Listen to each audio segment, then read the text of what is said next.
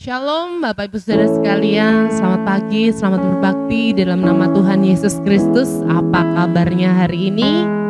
Luar biasa.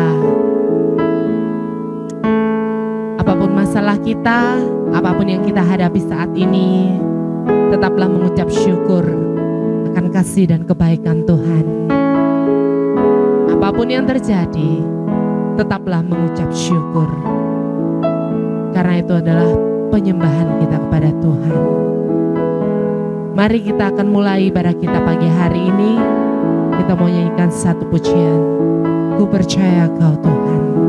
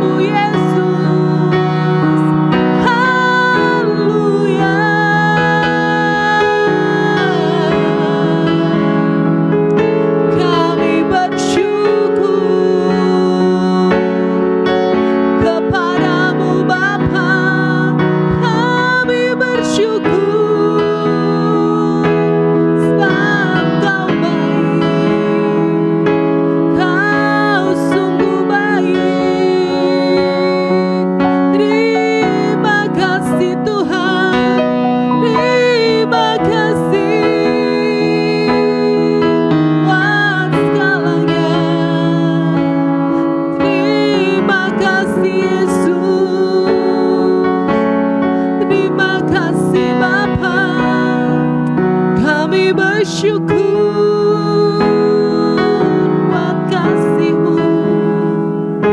Kami bersyukur buat kebaikan-Mu Tuhan. Haleluya, haleluya.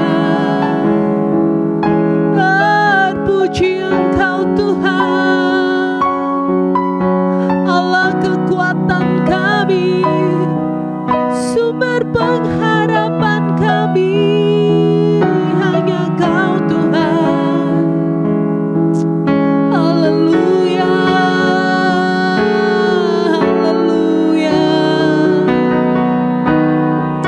Yesus,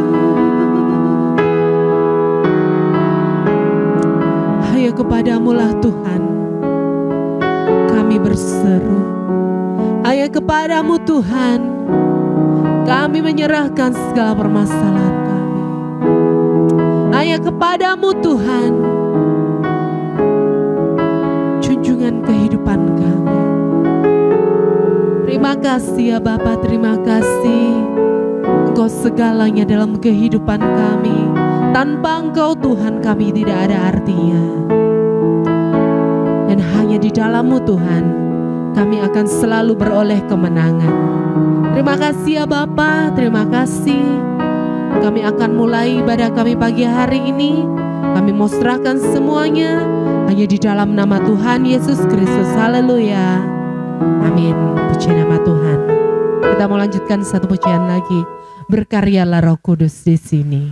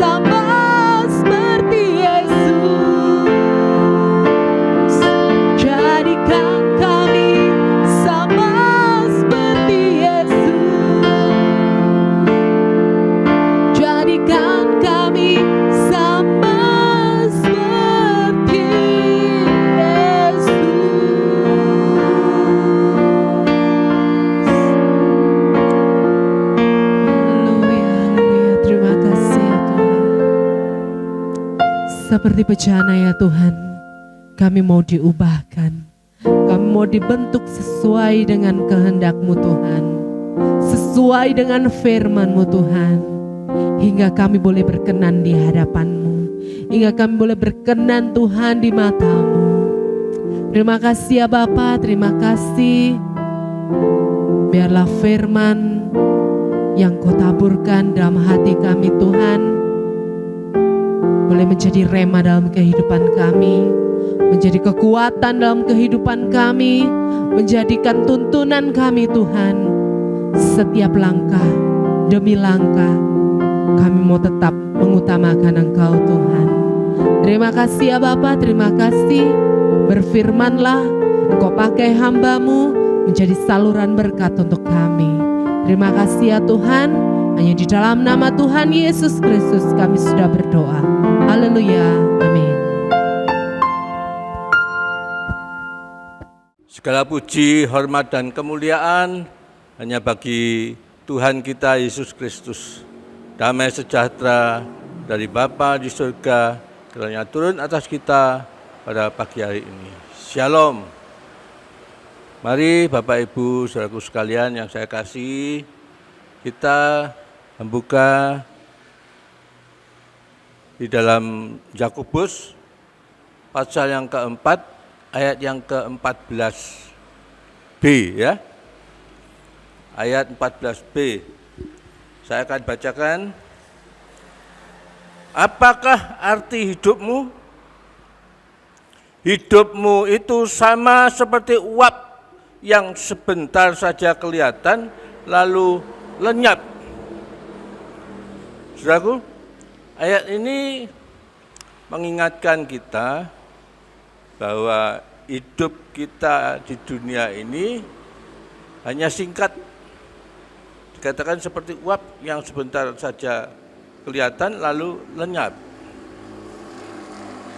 Namun di atasnya ada satu pertanyaan, apakah arti hidupmu? Ya. Hidup itu bagaikan sebuah kanvas kosong yang dengan berjalannya waktu harus kita jadikan sebuah lukisan indah. Namun sebagian besar orang membiarkan kanvas tersebut tetap kosong. Hanya mungkin ada coretan-coretan, namun tidak berarti sehingga akhir hidupnya.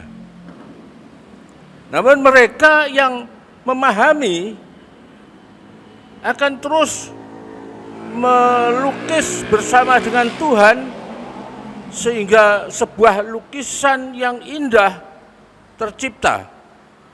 Dan ketika lembaran hidup mereka itu berakhir, mereka bisa berkata seperti Yesus yang telah menyelesaikan tugas pelayanan di muka bumi ini, yaitu mati di kayu salib dan berkata, sudah selesai.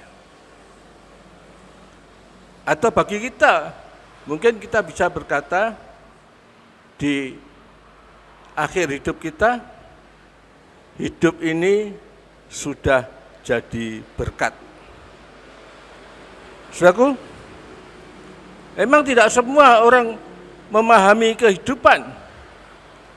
Sebagian dari mereka itu hanya sekedar hidup, melewati hari tanpa makna, tanpa arti. Ada 3 pertanyaan dasar yang harus ditemukan jawabnya untuk memahami makna dan arti kehidupan. Yaitu 1 adalah tentang penemuan identitas diri.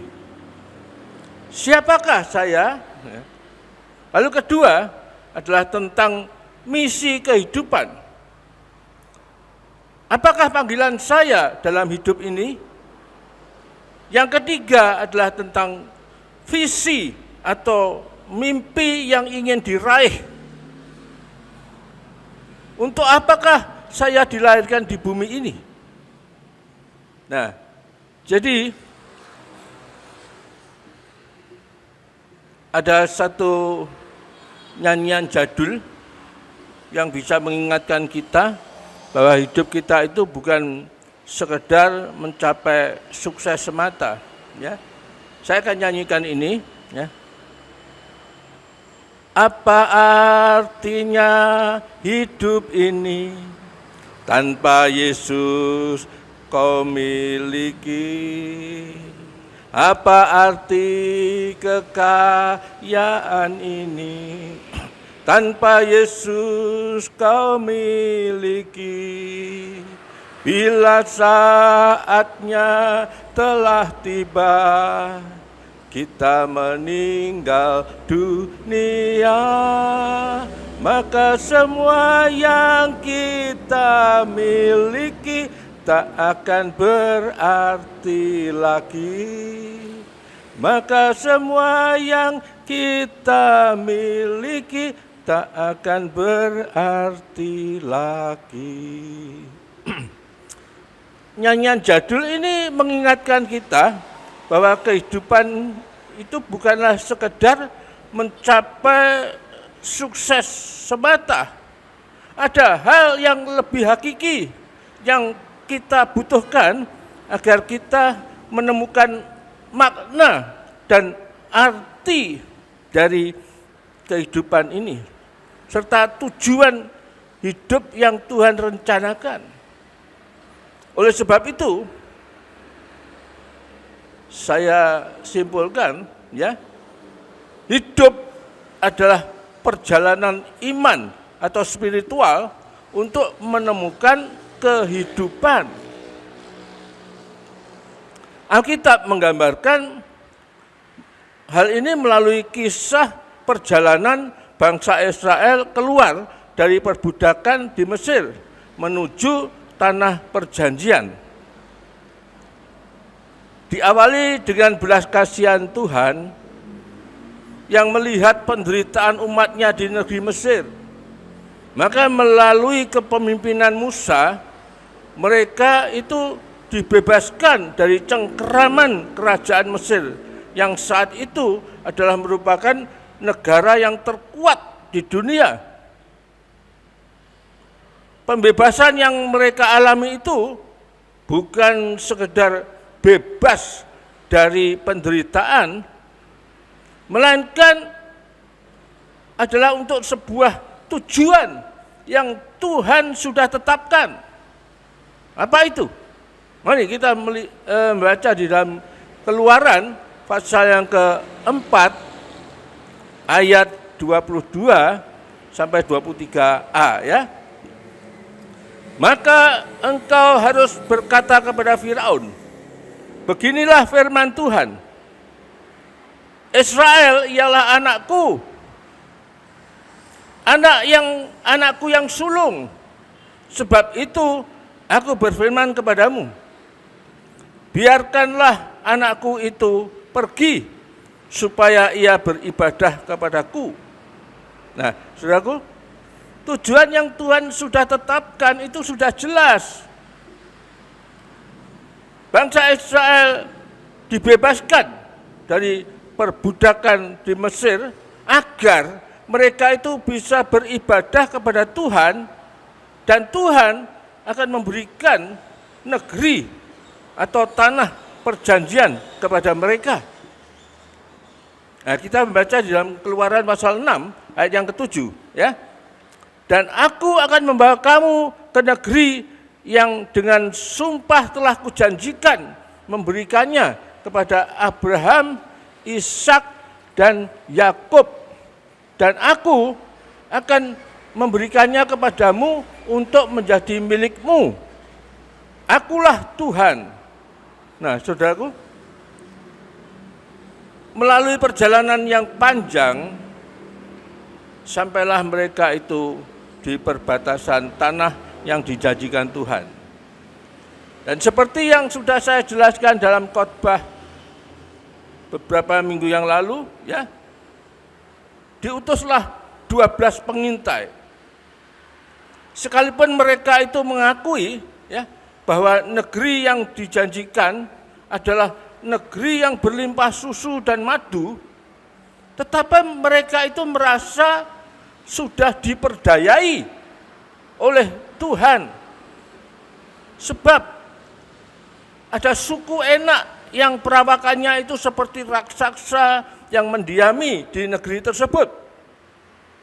Tentunya mereka harus mengalahkan dulu bangsa raksasa itu yang mendiami negeri tersebut. Nah, sehingga mereka bisa menduduki negeri yang dijanjikan itu. Oleh sebab itu mereka bersungut-sungut dan komplain terus. Bahkan Yosua dan Kaleb itu hampir dilempari batu, dirajam batu sebagai satu pelampiasan kemarahan mereka terhadap Allah yang dianggap sudah memperdayai mereka itu. Ya, akhirnya mereka itu lalu memutuskan mengangkat pemimpin baru menggantikan Musa untuk kembali ke Mesir. Nah, sikap ini saudaraku, sikap dan reaksi negatif yang mereka tunjukkan itu bukan untuk pertama kalinya, melainkan sudah berulang-ulang kali. Dan hal ini sangat menyakitkan hati Tuhan. Lalu dalam kemarahannya, Tuhan pun berencana untuk membinasakan mereka semua. Kita baca di dalam Bilangan pasal yang ke-14 ayat 11 dan 12 ya.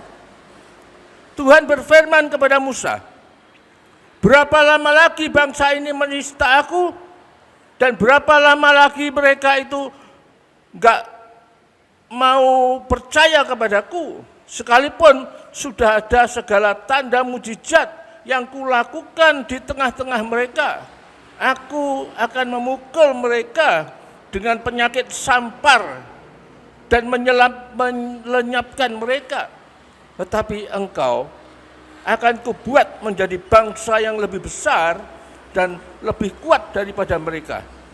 Nah, saudaraku, ini ada di dalam satu situasi gawat darurat ini ya, di mana Allah betul-betul sudah marah terhadap bangsa Israel itu, sehingga dia menyatakan akan rencananya itu kepada Musa. Dan dalam situasi gawat darurat ini, Musa pun menaikkan satu permohonan pengampunan atas umatnya. Dalam Bilangan pasal 14 ayat yang ke-19 mengatakan, ya, dan ini Musa berdoa ya, ampunilah kiranya kesalahan bangsa ini sesuai dengan kebesaran kasih setiamu, seperti engkau telah mengampuni bangsa ini mulai dari Mesir sampai ke Mari. Nah, dalam kasih dan kemurahannya, sekali lagi Tuhan mengampuni mereka. Ya. Kita bisa baca ayat selanjutnya, ayat yang ke-20 ya. Berfirmanlah Tuhan, aku mengampuninya sesuai dengan permintaanmu. Nah, namun sekalipun Tuhan itu mengampuni mereka, Tuhan bersumpah mereka tidak akan masuk tanah perjanjian yang sudah dijanjikannya kepada Abraham, nenek moyang mereka. Kita baca lanjutnya ayat 21 sampai 23. Hanya demi aku yang hidup dan kemuliaan Tuhan memenuhi seluruh bumi. Semua orang yang telah melihat kemuliaanku dan tanda-tanda mujizat yang kuperbuat di Mesir dan di padang gurun, namun telah 10 kali mencobai aku dan tidak mau mendengar suaraku, pastilah tidak akan melihat negeri yang kujanjikan dengan bersumpah kepada nenek moyang mereka. Semua yang menista aku ini tidak akan melihatnya. Nah, saudaraku, ini murka Tuhan yang dinyatakan. Memang Tuhan mengampuni, tetapi apa yang mereka itu sudah berbuat terhadap Tuhan sangat menyakitkan hatinya. Mereka harus kembali ke padang gurun dan berkeliling selama 40 tahun sampai satu angkatan habis. Ya. Satu generasi, satu angkatan itu 40 tahun ya. Mereka itu semua ditelan oleh waktu dan mereka itu berguguran di padang gurun itu. Selama 40 tahun mereka itu menjalani kehidupan di padang gurun tanpa tujuan dan tanpa makna. Sekalipun mereka itu diampuni, bahkan mereka itu dipelihara oleh Tuhan selama perjalanan mereka. Namun mereka kehilangan hakikat dan tujuan mereka dibebaskan dari perbudakan Mesir itu. Mereka itu bukan kehilangan kesetiaan Tuhan. Mereka bukan kehilangan pemeliharaan Tuhan. Mereka kehilangan kehidupan. Sehingga meskipun mereka itu hidup, mereka itu tidak mengalami kehidupan yang sejati yang sudah ditetapkan oleh Tuhan. Mereka itu hanya bertahan untuk hidup, hanya berputar-putar tanpa tujuan akhir. Mereka hanya melewati hari-hari mereka tanpa arti. Mereka adalah gambaran orang-orang yang sekalipun tetap mengalami pemeliharaan Tuhan, tetapi kehilangan perkenannya, kehilangan kehidupan. Sekalipun mereka itu sudah menerima begitu banyak kasih karunia Tuhan, mujizat-mujizat dan pertolongan Tuhan, tetapi karena ketidaktaatan yang mereka lakukan, maka Tuhan tidak berkenan kepada sebagian besar mereka. Paulus menuliskan ini di dalam 1 Korintus pasal yang ke-10 ayat yang ke-5. Tetapi sesungguh pun demikian, Allah tidak berkenan kepada bagian yang terbesar dari mereka, karena mereka ditewaskan di padang gurun. Ya. Keputusan Tuhan ini juga dicatat di dalam kitab Mazmur dan surat Ibrani dalam Perjanjian Baru. Kita baca ya di dalam Mazmur 95 ayat 10 sampai 11. Begini firman Tuhan, 40 tahun aku jemu kepada angkatan ini. Maka kataku, mereka suatu bangsa yang sesat hati, dan mereka itu tidak mengenal jalanku. Sebab itu aku bersumpah dalam murkaku, mereka tak akan masuk ke tempat perhentianku. Nah, saudaraku, sekalipun mereka itu diampuni, ya, namun mereka semua mati sia-sia di padang gurun tanpa pernah melihat tanah perjanjian yang seharusnya menjadi warisan mereka. Itulah sebabnya Rasul Paulus dengan tegas menuliskan hal ini sebagai satu peringatan untuk kita semua pada saat ini. Di dalam 1 Korintus pasal 10 ayat yang ke-11, Paulus menuliskan, semuanya ini telah menimpa mereka sebagai contoh dan dituliskan untuk menjadi peringatan bagi kita yang hidup pada waktu di mana masa zaman akhir telah tiba. Haleluya. Saudaraku, Allah Sang Pencipta itu memiliki tujuan. Dia tidak menjadikan alam semesta dan manusia ini karena iseng melainkan memiliki satu tujuan, bahkan satu tujuan yang abadi. Itulah sebabnya saya katakan bahwa hidup ini adalah perjalanan iman spiritual untuk menemukan kehidupan sebagai tujuan yang sudah direncanakan Tuhan, karena setelah manusia itu jatuh dalam dosa, mereka itu berada di dalam kematian. Tujuan kehidupan itu memiliki 3 dimensi, yaitu seperti yang saya katakan tadi. Yang pertama adalah tentang penemuan identitas diri, yaitu siapakah saya ini sebenarnya. Yang kedua adalah tentang misi kehidupan. Apakah panggilan saya dalam hidup ini?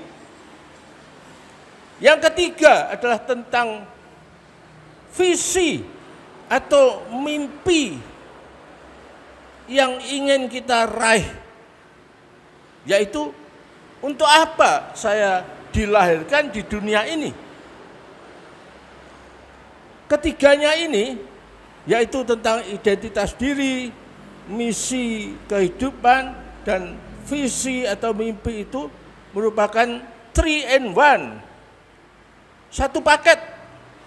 Bukan sekedar pencapaian visi, melainkan penggenapan ketiganya. Ya. Identitas adalah satu pijakan dasar di mana kita bisa berdiri. Sedang misi itu adalah, saya katakan tadi, adalah perjalanan spiritual yang harus kita lewati. Bisa dikata itu merupakan satu sekolah kehidupan. Akhirnya yaitu visi atau mimpi yang hendak kita gapai. Jadi menjadi sukses itu bukan berarti secara otomatis sudah mencapai tujuan hidup.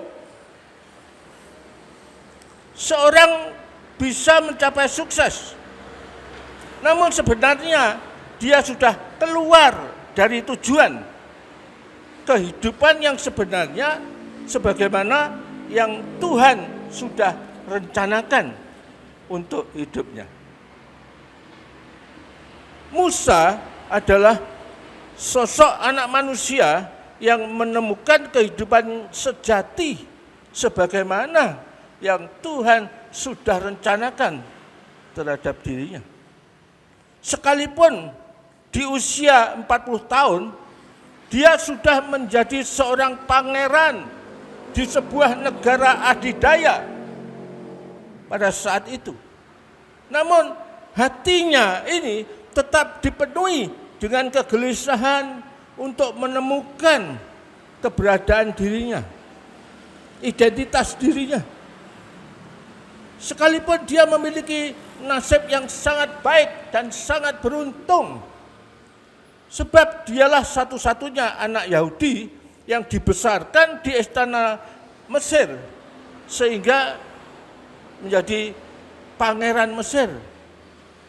Namun di tengah-tengah semua kesuksesannya, hatinya dipenuhi dengan kegalauan ketika dia menyaksikan kaumnya ditindas dalam perbudakan. Sebuah pencarian akan makna kehidupan membawa Musa menemukan cetak biru kehidupannya yang sudah didesain oleh Tuhan sendiri, yaitu mengenai identitas dirinya, misi dan visi. Pertama, melalui perjumpaan surgawi dengan Tuhan sendiri, membawa dia menemukan dirinya di dalam Tuhan. Ibrani pasal 11 ayat 24 menuliskan, karena iman maka Musa setelah dewasa menolak disebut anak putri Firaun. Penulis surat Ibrani ini menyingkapkan, sekalipun Musa itu mencapai kesuksesan hidup sebagai pangeran yang berkuasa dalam perkataan dan perbuatan, namun oleh iman ia menemukan dirinya yang sebenarnya. Bahwa dia dilahirkan itu bukan untuk mencapai sukses sebagai pangeran Mesir, melainkan menjadi bejana pilihan Allah untuk memimpin umatnya keluar dari perbudakan di Mesir. Dan yang kedua, ketika dia menemukan jubahnya, jati dirinya, ya, dia menemukan panggilan hidupnya. Musa memilih untuk menderita bersama umat Tuhan di padang gurun. Di sana ia menemukan misi hidupnya, yaitu untuk membebaskan bangsanya dari perbudakan dan memimpin mereka itu menuju tanah perjanjian yang sudah dijanjikan oleh Tuhan. Di sana Musa itu melewati satu perjalanan spiritual yang mengubahkan dirinya menjadi seperti yang Tuhan rencanakan. Di sana dia diubah dari seorang pangeran Mesir menjadi sahabat Tuhan. Ibrani 11 ayat yang ke-25, ya. Karena ia lebih suka menderita sengsara dengan umat Allah daripada untuk sementara menikmati kesenangan dalam dosa. Yang ketiga yaitu visi surgawi yang membuat ia itu memiliki keberanian untuk berhadapan dengan Raja Mesir yang memiliki kuasa yang absolut di negerinya.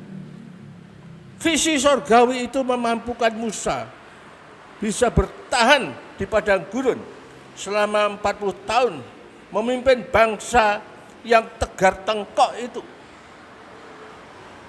Di dalam Ibrani 11 ayat yang ke-26 dan 27 kita baca, ia menganggap penghinaan karena Kristus sebagai kekayaan yang lebih besar daripada semua harta Mesir. Sebab pandangannya ia arahkan kepada upah. Karena iman, maka ia telah meninggalkan Mesir dengan tidak takut akan murka Allah, akan murka raja. Dia bertahan sama seperti ia melihat apa yang tidak kelihatan. Jadi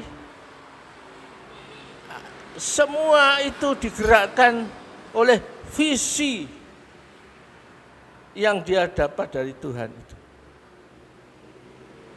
Ini yang membuat dia bisa bertahan.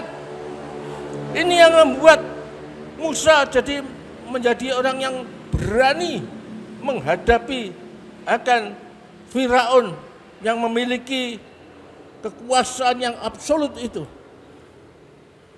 Kisah kehidupan Musa ini adalah kisah seorang anak manusia yang menemukan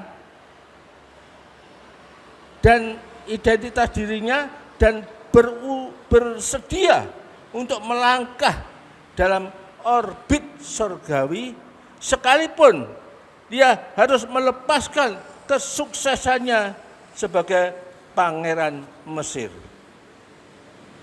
Saudaraku, ketika saya remaja, saya itu punya keinginan yang nyeleneh atau nyentrik gitu ya. Saya ingin merasakan deritane wong Bambung yang tidur di emperan toko itu. Rumah tetangga saya itu temboknya itu lebih tinggi 1,5 meter dari atap rumah emak di mana saya dibesarkan itu. Saya sering tidur di atas atap karena genteng dari rumah tetangga itu, genteng seng itu muncul kira-kira 80 cm di atas atap seng rumah di mana saya tinggal itu. Jadi saya sering gelar kloso dan tidur di genteng di bawah gentengnya tetangga itu. Sebelum tidur, saya itu memandang bintang-bintang di langit dengan mencoba menghitung akan bintang itu. Ya mana mungkin, saudaraku. Tapi itu sebetulnya adalah resep untuk kita bisa tidur. Jadi bisa dikata obat tidur. Memandang bintang-bintang dan mencoba ngitung, ya tidak mungkin, ya. Itu akan melelahkan mata semua dan kita akan tertidur. Jadi ketika saya memandang bintang itu, ya, meskipun pada saat itu saya itu anti gereja, ya, saat itu saya senang menyanyikan nyanyian gereja. Gitu.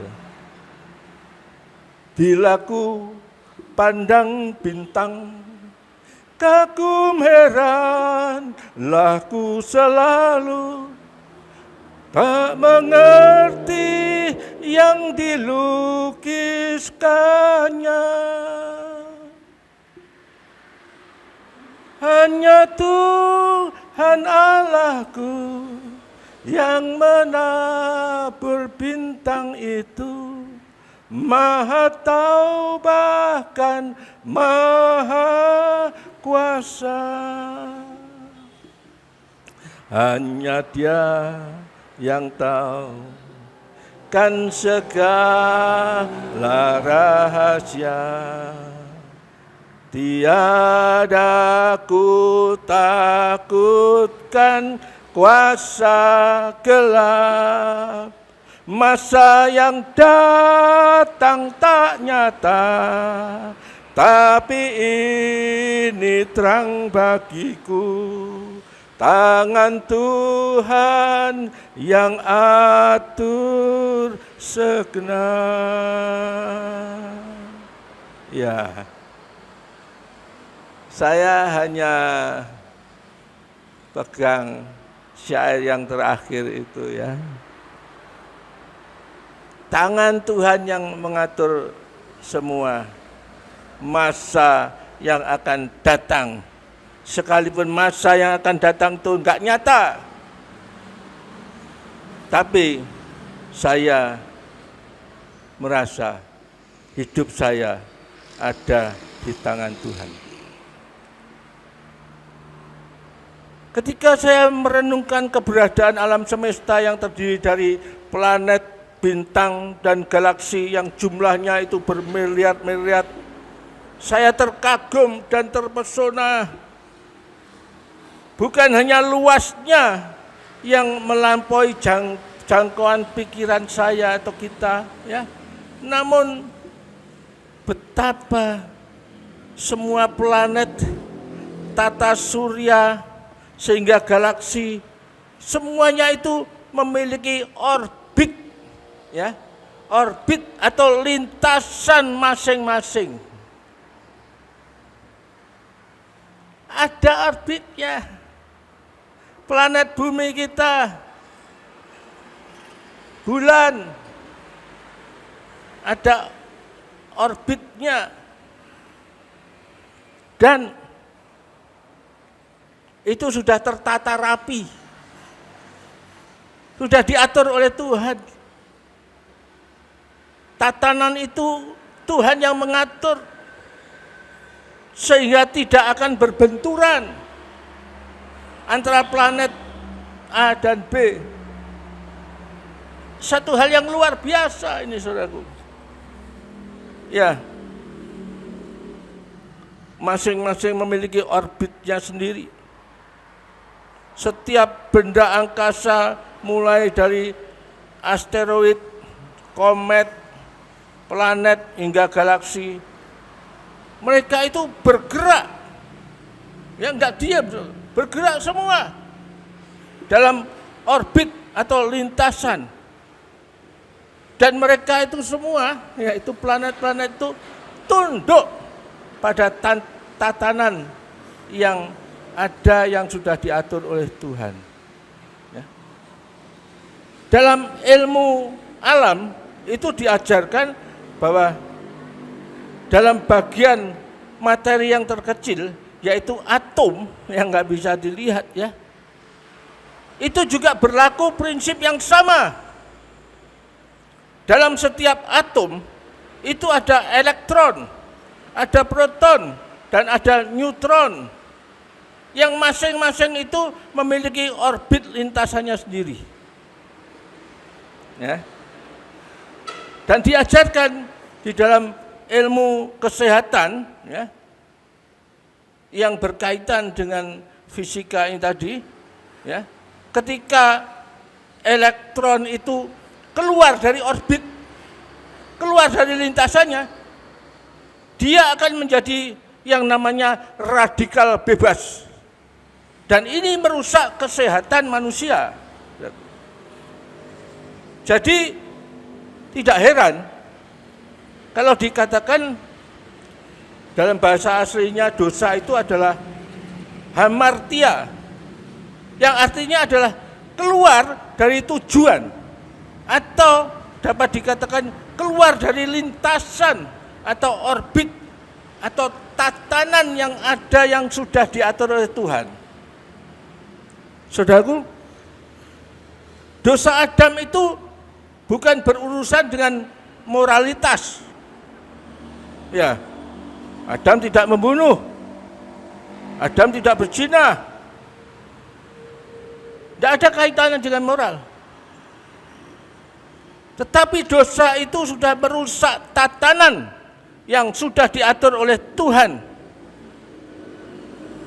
Dosa itu adalah karena Adam tidak tunduk, tidak taat kepada tatanan kerajaan Allah, di mana Tuhan adalah sebagai raja yang memerintah, yang harus ditaati, harus ditakuti, harus disegani. Ya. Dan kita lihat bahwa Adam tidak mentaati itu. Dia keluar dari tatanan kerajaan Allah. Jadi yang hilang adalah kerajaan Allah. Adam kehilangan kerajaan Allah dan masuk ke dalam kerajaan maut. Atau dengan kata lain, salah satu unsur yang dibutuhkan agar seseorang itu menemukan kehidupan, dia harus menemukan orbit atau lintasan kehidupannya atau misi hidupnya seperti yang sudah direncanakan oleh Tuhan. Itulah sebabnya saya katakan hidup adalah perjalanan spiritual untuk menemukan kehidupan yang sebenarnya yang Tuhan sudah rencanakan bagi kehidupan kita masing-masing. Amin. Ya. Mari kita tunduk kepala dan naikkan puji syukur kepada Tuhan. Bapa Surgawi, hamba-Mu selesai menyampaikan akan pesan yang daripada-Mu, peringatan-peringatan yang Engkau berikan, di mana pagi hari ini kami kembali merenungkan tentang apakah arti hidup itu. Hidup ini adalah satu perjalanan untuk menemukan kehidupan yang sesungguhnya, menemukan identitas diri masing-masing yang Tuhan sudah rencanakan, menemukan misi kehidupannya, panggilan yang sebenarnya dalam hidup ini, dan juga satu kerinduan, usaha untuk meraih mimpi atau visi dan berusaha untuk menemukan untuk apakah saya dilahirkan di bumi ini. Kalau Engkau mencelekkan kami, sehingga kami boleh berjalan sesuai dengan pimpinan Tuhan, sehingga kami bisa mengenal Engkau dan mengenal akan identitas diri kami sendiri di hadapan Engkau. Dan kami tahu panggilan hidup kami. Dan kami boleh aktif bekerja di dalam orbit lintasan yang Tuhan sudah rencanakan terhadap kehidupan kami masing-masing. Maka kami menemukan akan arti hidup yang sebenarnya. Dan itulah keberhasilan di mata Tuhan. Kiranya Engkau celikkan mata hati sidang jemaat-Mu, sehingga mereka masing-masing mengerti akan maksud dan rencana Tuhan. Mereka tidak membiarkan hidupnya yang bagaikan kanvas kosong itu begitu saja.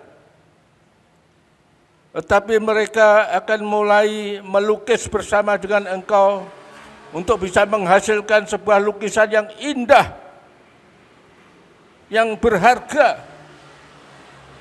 Sehingga ketika Engkau panggil kami pulang ke rumah Bapa, maka hidup ini sudah menjadi berkat. Dan kami bisa berkata, sudah selesai, seperti Engkau berkata ketika Engkau sudah menyelesaikan tugas yang Bapa telah berikan untuk berkarya mati di kayu salib untuk menebus kami dari kematian yang kekal itu, sehingga kami bisa memiliki kehidupan yang kekal bersama dengan Engkau. Terima kasih Bapa.